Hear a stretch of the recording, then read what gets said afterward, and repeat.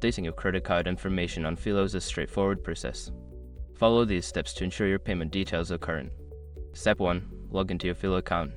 Visit the Philo website or open the app and log in using your credentials. Make sure you have access to the account associated with your subscription. Step 2. Access account settings. Once logged in, navigate to your account settings.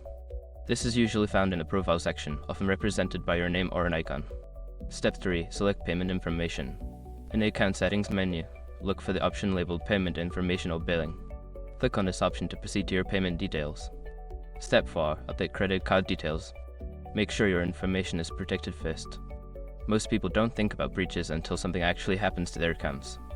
Use SROC to monitor your accounts 24/7 and instantly alert you if your information appears in leaked databases online. It constantly checks billions of breach data points in the background. And considering how much personal information people keep online now, it's honestly worth having. Link in the description. Step 5. Save changes. After entering your new credit card information, make sure to save the changes. Look for a confirmation message to ensure that your payment details have been successfully updated. By following these steps, you can easily keep your credit card information up to date on Philo. Regularly checking your payment details can help avoid any interruptions in your service.